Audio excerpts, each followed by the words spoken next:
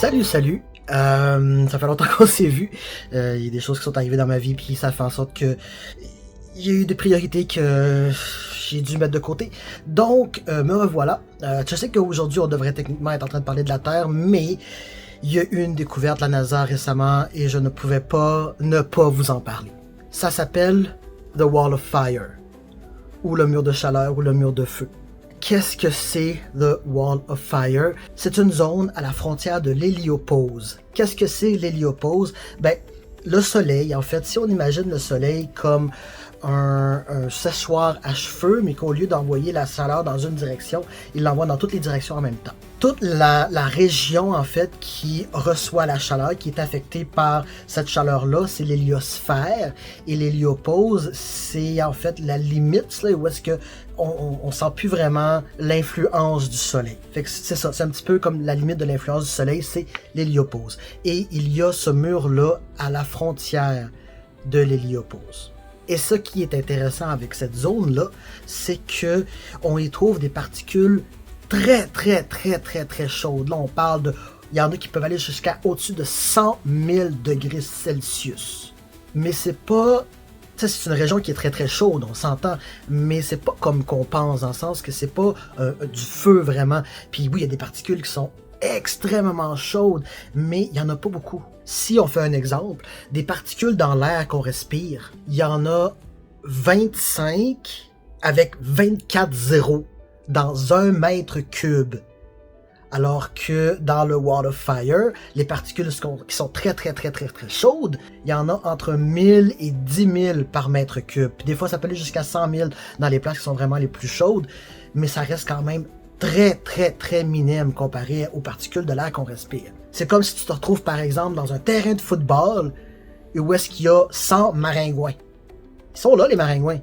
Mais la chance que tu envoies un puis qu'ils te piquent est quand même minime. Ça peut arriver parce qu'ils sont là, mais c'est quand même minime. Ça reste quand même une zone très dangereuse pour la vie. Pas nécessairement à cause de la chaleur, mais plus à cause des extrêmes radiations qu'on y trouve. Mais aussi, tu sais, quand tu te retrouves à cette place-là, si tu pouvais te retrouver à cette place-là comme personne, oui, il n'y a pas beaucoup de particules, mais à chaque fois qu'il y en a une qui te traverse, parce qu'elles sont tellement petites que ça te traverse, ça détruit ton ADN, ça détruit ton intérieur tranquillement, pas vite. C'est un petit peu comme se retrouver dans un micro-ondes cosmique. La chaleur n'est pas de l'extérieur, mais elle te détruit et bouille de l'intérieur. Ce qui fait que c'est une zone que présentement, avec nos technologies, on ne peut pas traverser comme humains. Voyager 1, Voyager 2 l'ont traversé. Mais nous, comme humains, on ne peut pas le traverser.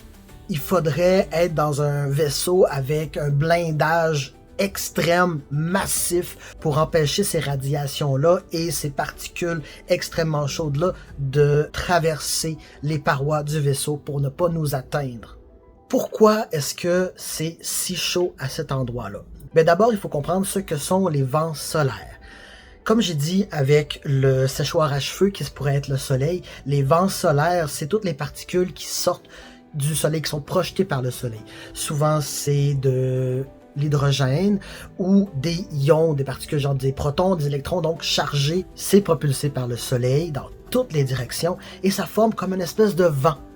C'est aussi ça qui crée nos aurores boréales. Tu sais, c'est comme une voiture quand elle va vite sur l'autoroute, ben le vent, mettons que ça c'est la voiture, le vent il fait ça comme ça. Ben c'est un petit peu la même chose avec le vent solaire et la Terre et les autres planètes aussi, et c'est ça qui fait les aurores boréales. Donc il y a ce vent solaire-là. On en a besoin de ce vent solaire-là parce que c'est ça qui nous protège de tout ce qui se passe en dehors de l'univers à venir nous attaquer, entre guillemets. Parce que dans le fond, dans l'univers, ce qu'on a aussi découvert avec tout ça, je vous jure, c'est une belle découverte parce que ça ouvre des réponses, mais ça ouvre aussi plein de questions. Donc, ce qu'on a découvert avec ça, c'est que l'espace n'est pas vide comme on pensait, ce n'est pas un void. Il y a énormément de particules, d'hydrogène, de molécules, de poussière, de petites roches, de glace et aussi... Et toutes ces choses-là, ben, ça voyage dans l'univers et ça pourrait arriver dans notre système solaire. Mais à cause de notre vent solaire, ben, ça crée comme une barrière. C'est si je souffle sur quelque chose, ben, il va y avoir de la misère à arriver vers moi parce que je souffle. Ça fait comme une force qui va contre ça. Donc le vent solaire nous protège. À un certain endroit, ben, le vent solaire rencontre les particules interstellaires, donc les particules du reste de l'espace, et c'est là que forme ce mur-là. Fait que ce mur-là, il est pas visible, c'est pas un vrai feu, et il n'est pas précis, si je peux dire, il fluctue. T'sais, il est peut-être, mettons que le soleil est ici, mais peut-être que le mur, il fait ça, parce que c'est comme un vent, ok? Donc, quand les particules de l'espace rencontrent notre vent solaire, c'est comme si ils viennent ensemble comme ça, et à cause du champ magnétique des particules de l'espace, et les vitesses qui sont très très très rapides, le vent solaire diminue de vitesse, se réchauffe énormément. C'est pour ça qu'il y a cette espèce de mur de chaleur intense là. Le mur, c'est vraiment la partie la plus dangereuse. Avant, ça va parce qu'on est protégé par le vent solaire. Et après, ben ça va aussi parce que les particules qu'il y a, c'est tellement diffus dans l'espace que c'est pas tant dangereux. Mais ce mur-là, c'est la place où on peut pas dépasser. Pas en tant qu'être vivant, en tout cas. Donc, quand le vent solaire rencontre les particules interstellaires, ça crée des pressions.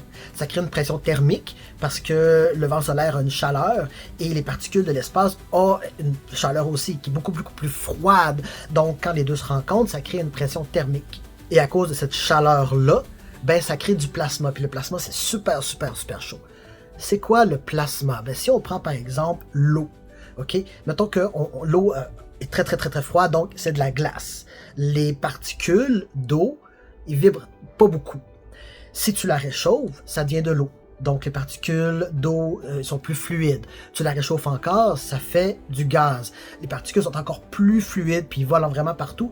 Et si tu chauffes encore plus, ça déchire les électrons du noyau. Et c'est ça, le plasma. Et ça, c'est super chaud. Il y a aussi une question qui est sortie, c'est que ben, s'il y a ce mur-là de chaleur, est-ce que ça change pas un petit peu les données qu'on a de nos télescopes, par exemple le James Webb Telescope qui regarde partout dans l'univers? Est-ce que ça change pas les données par rapport aux éléments qu'on voit et qu'on pense sur les planètes, genre leur couleur du spectre de lumière? Ben la réponse est non, parce que le James Webb Telescope, il est dans notre système solaire. Et les photons, c'est ça qu'il reçoit. Et les photons, qui sont dans le fond les particules de lumière, sont pas vraiment affectés par quoi que ce soit, parce qu'ils n'ont pas de masse. Donc, c'est les photons qui traversent notre mur et qui arrivent au télescope. Donc, ils sont pas modifiés. Donc, non, ça change pas les données qu'on peut avoir sur le reste de l'univers. Mais ça ouvre aussi des hypothèses sur les extraterrestres. Tu sais, on dit tout le temps, même s'il y en avait, pourquoi est-ce qu'ils seraient pas venus nous voir? Pourquoi est-ce qu'on n'a pas de signe? Ben peut-être parce que de un, ils n'ont jamais pu franchir notre mur. Puis peut-être parce que eux autres aussi, ils ont un mur qu'ils n'ont jamais pu franchir. La possibilité est que chaque civilisation vivante dans un système solaire n'a jamais pu sortir de son propre système solaire à cause de ces murs de chaleur-là. On est peut-être tout stock dans notre petite bulle de système solaire. Donc, je dirais que la plus grande découverte par rapport à ça, c'est bien que l'espace n'est pas vide. Ce n'est pas un void. L'espace, il y a plein de choses dedans, il y a plein de particules. Oui, on la voit pas. Il faut aussi se souvenir qu'il y a un énorme, grand pourcentage qui est de l'énergie noire et de la matière noire. Donc, il y a quelque chose, mais on le voit pas. Et ça, c'est un début de réponse.